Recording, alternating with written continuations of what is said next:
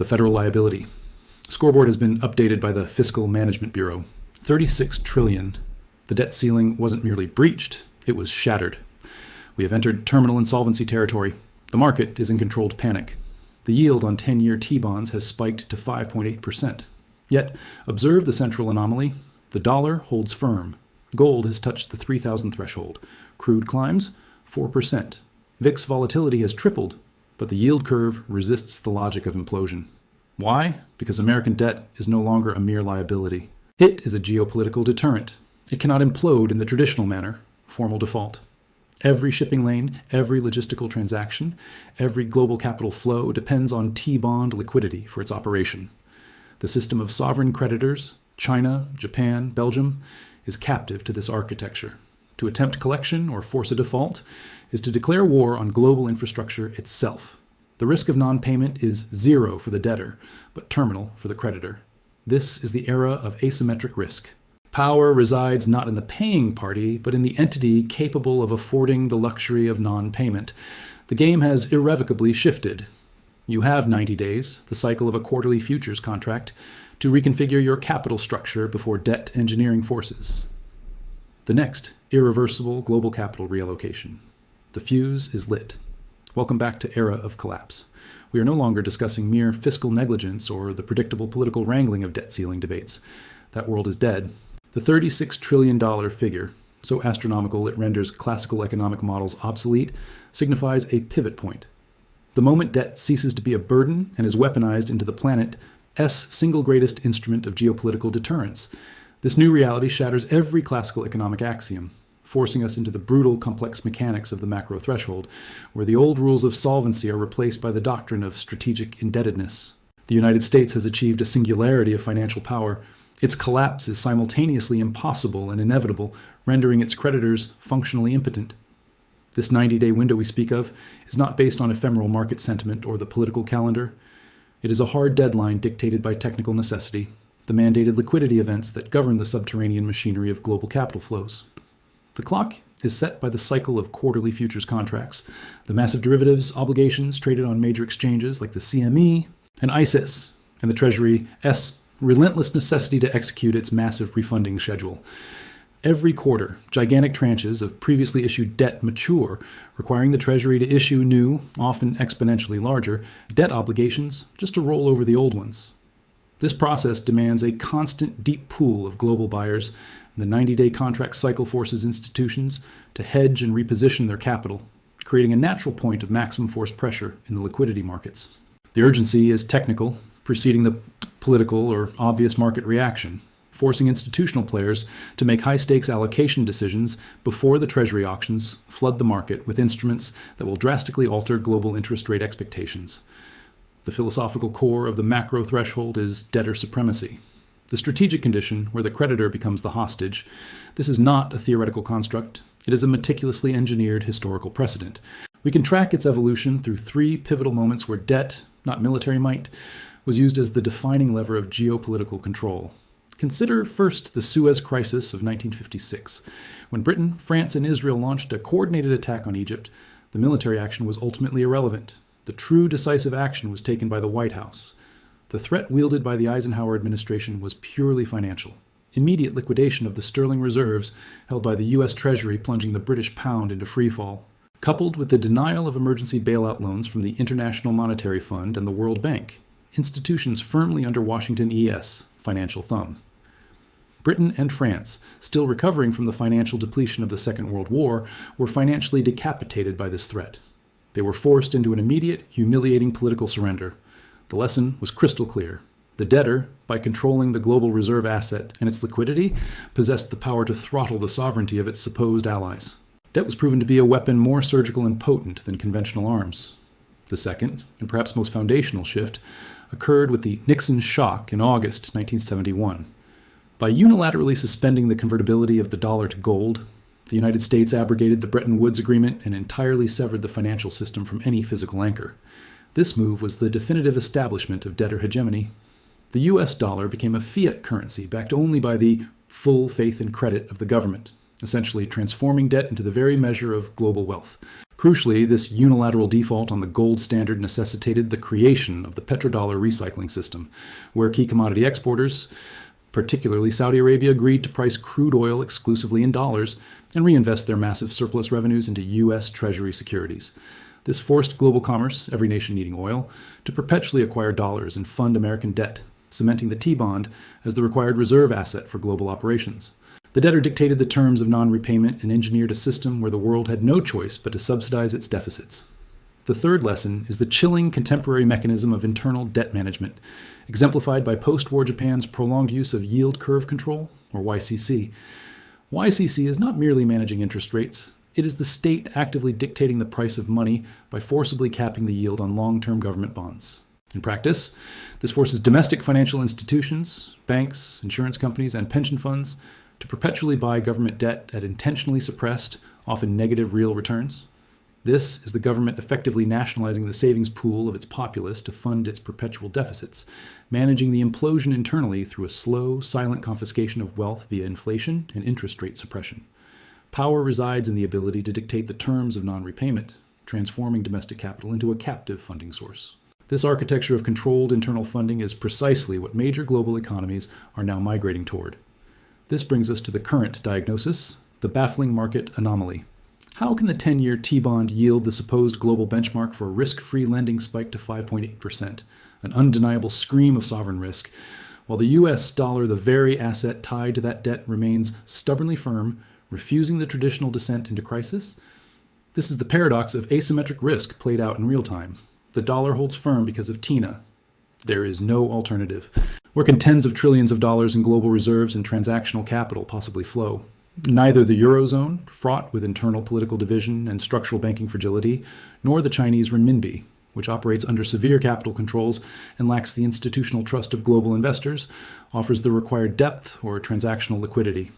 The system is structurally mandated to use the dollar, regardless of the quality of the underlying asset, T-bonds. Furthermore, the yield curve, while under immense pressure, resists total chaotic inversion because central banks are compelled to supply artificial, disguised liquidity. If the short end of the curve, governing immediate funding costs for banks and corporations, spikes too sharply, the entire structure of the commercial paper and interbank lending markets locks up.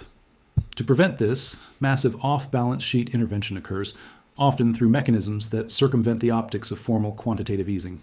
The surge in gold hitting the $3,000 threshold and crude climbing 4% confirms the sophisticated institutional positioning. Major players are hedging against certain devaluation, not formal default. They know the debt will be serviced, but only through the insidious mechanism of inflating away its real value. They are not fleeing the asset, but hedging the currency it is denominated in. To manage this terminal insolvency without initiating a catastrophic default, the Treasury and the Federal Reserve have activated the disaster blueprint, the strategic methodology of debt engineering. This is the step-by-step capital reallocation that will be enforced over the next 90 days. First, the necessity of increased effective interest rates. The U.S. needs foreign capital like never before to fund the massive rollovers and new issuance. To attract desperately needed institutional funding from overseas, capital that is wary of the $36 trillion overhang, the Treasury must offer a premium. This isn't just the Fed funds rate. It's the effective cost paid to non-preferred counterparties. By raising the cost of dollars, the U.S. effectively exports its inflation globally and aggressively crowds out domestic private investment, ensuring that the government remains the recipient of capital, even at usurious rates. Second, we are seeing the massive, disguised expansion of the repurchase agreement, or repo, market. This is the essential plumbing of Wall Street, where banks and institutions exchange high-quality collateral, like T-bonds, for short-term cash. When the repo market tightens, liquidity vanishes. To keep the machinery running without announcing another round of formal QE, the central bank aggressively expands its standing repo facilities, injecting hundreds of billions in volatile overnight collateral. This is stealth liquidity injection, ensuring that money center banks can function and continue absorbing the new debt issuance without triggering a liquidity crisis that would immediately transmit panic to the broader economy. Third, look for the cosmetic measure, the threat of slow tapering. To stabilize public sentiment and temporarily mollify inflation hawks in Congress, the Fed will signal a marginal temporary reduction in asset purchases or a pause in interest rate hikes. This is pure window dressing. The structural deficit-driven necessity of government spending immediately demands a resumption of monetization, making the pause irrelevant. It is a head fake, preceding the sustained inflationary expansion required to fund the state. The final and most crucial step of the disaster blueprint is the gradual devaluation of global wealth via controlled, sustained inflation. This is the true, unspoken mechanism for the repayment of the debt. The $36 trillion liability is too large to ever be paid back with productive revenue. It must be diluted. By ensuring that the dollar retains its transactional utility but loses 2% to 4% of its purchasing power year after year, the government executes a silent tax on all holders of dollar-denominated assets globally. This is the confiscation of capital through inflation, managing the structural collapse by distributing the loss across all participants in the global economy, making the $36 trillion burden manageable, not by shrinking it, but by shrinking the real value of the currency used to measure it. You have 90 days. The cycle closes soon, and the structural pressures will force the hand of global capital. The final capital reallocation mandate is non-negotiable for those seeking to protect their financial future from the silent collapse engineered by strategic indebtedness. Your portfolio structure must reflect the reality that monetary inflation is now a permanent structural tool of state governance. First, divest aggressively from long-term, fixed-income dollar assets, whose real returns will be systematically destroyed by controlled inflation. Second, reconfigure your exposure toward real assets, physical infrastructure, commodity production, and above all, physical gold and silver. These assets operate outside the jurisdiction of financial manipulation and serve as the ultimate hedge against sovereign debt engineering. Third, establish strategic positions in regulated digital assets and stablecoins tied to verifiable collateral. Assets that offer liquidity without the custodial risk and systemic fragility of legacy banking systems. We are watching the largest transference of wealth in human history, orchestrated not through revolution or overt war, but through the deliberate engineering of financial plumbing. The fuse is lit. Share your protective strategies in the comments below, detailing exactly how you're positioning your capital for the certainty of sustained inflation. Subscribe to Era of Collapse and Macro Threshold to receive the essential follow-up analysis on positioning when this critical 90-day window closes and the next irreversible phase of the collapse begins. This is the point of no return. The protective measures we just discussed are merely reactive responses to a system that has fundamentally broken free from its classical moorings. This financial reality shatters every classical economic axiom, every rule of prudent fiscal management drilled into generations of business students. The old rules of solvency are dead, irrevocably replaced by a corrosive and brilliant doctrine, the doctrine of strategic indebtedness. This is Macro Threshold. And today, we will dissect how the staggering debt burden accumulated by the world's hegemonic powers has ceased being a liability and has evolved into the planet's single greatest weapon of geopolitical deterrence and control. We must first establish the precision of the current timeline.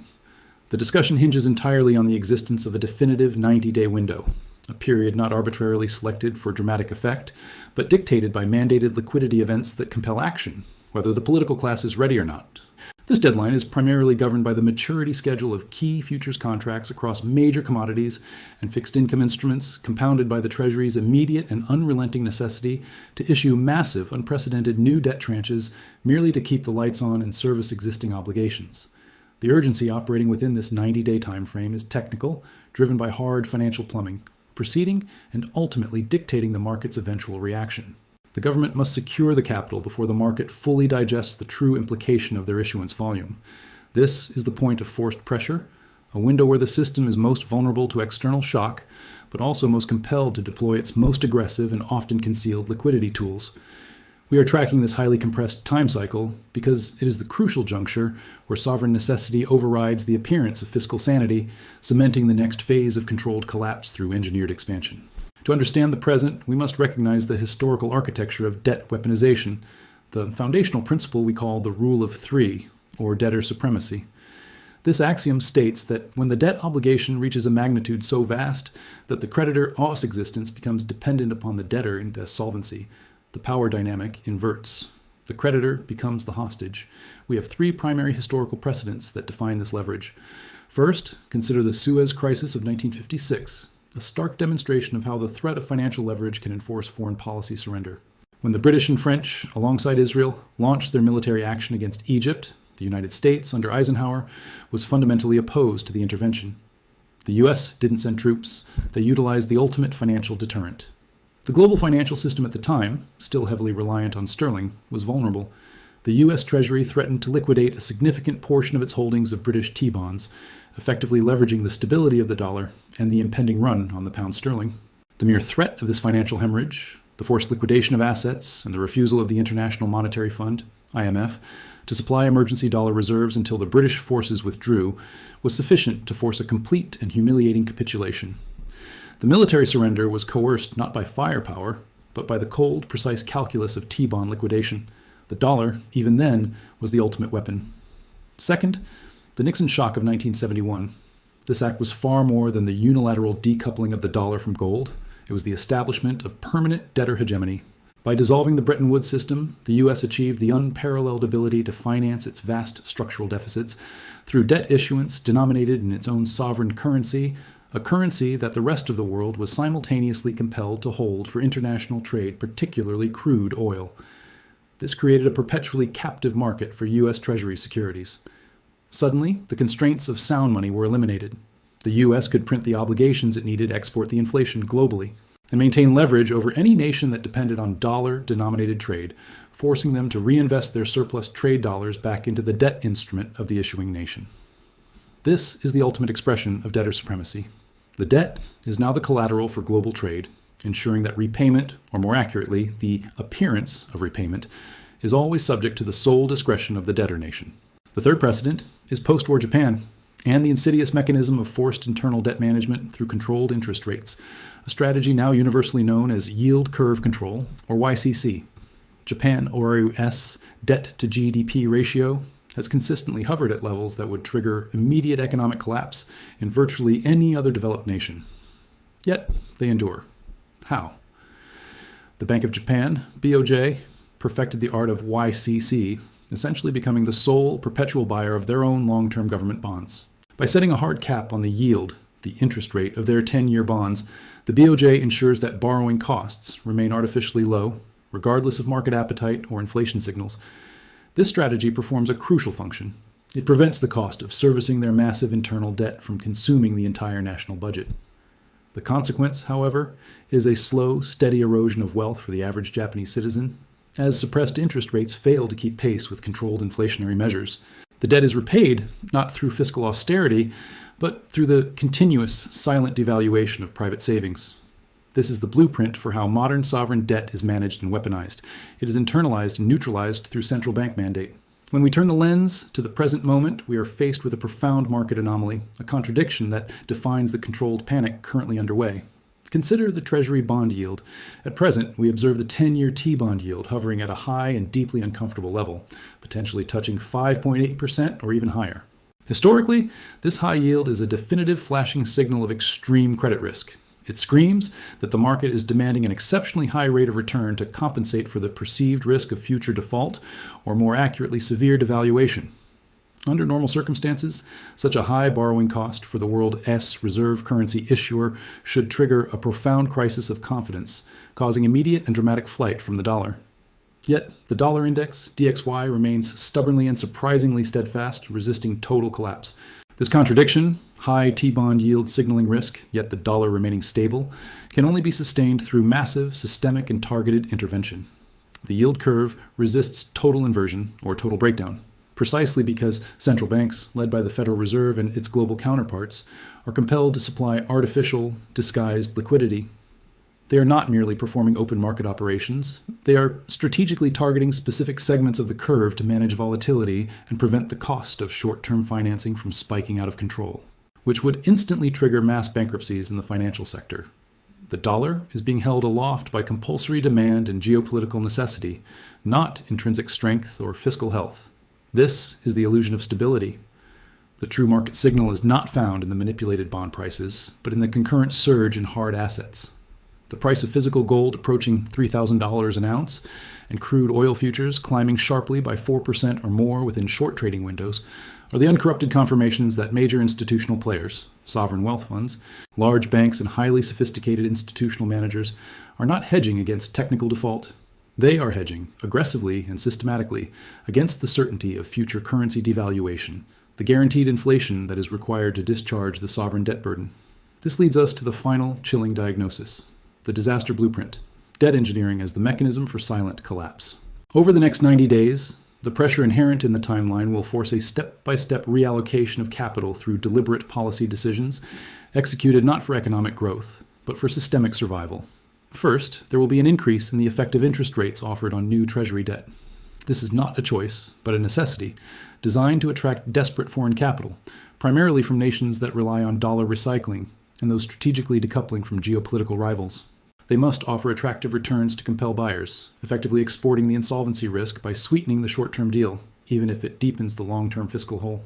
Second, expect a profound and massive expansion of the repurchase agreement, or repo, market. The repo market is the engine room of disguised liquidity injections. It is where banks and financial institutions borrow cash, offering high-quality collateral, usually Treasury securities, overnight or for short terms. When the Fed expands its operations in the repo market, either through the Standing Repo Facility, SRF, or other targeted operations, it is essentially pumping enormous volumes of cash into the system without the political optics or the balance sheet implications of traditional quantitative easing, QE. This expansion is necessary to ensure banking liquidity and to keep short-term borrowing costs suppressed, but it is functionally inflationary, flooding the system with synthetic dollars that are not technically part of the M2 money supply calculation, yet circulate rapidly through the financial deep end. This is the method by which the central bank supplies the artificial demand necessary to stabilize the yield curve and suppress panic, all while maintaining plausible deniability regarding money printing.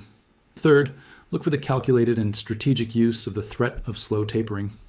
Central banks understand that market sentiment is fragile. They will deploy carefully chosen language, hinting at future restraint, suggesting a gradual tapering or reduction of quantitative accommodation. This cosmetic measure is purely to stabilize market expectations and temper immediate inflationary fears. The moment this psychological objective is achieved, the moment sentiment is sufficiently managed and volatility is reduced, it will be immediately followed by a sustained, often accelerated inflationary expansion, often justified by a new, unforeseen crisis or a necessary shift in fiscal priority. The tapering is a head fake.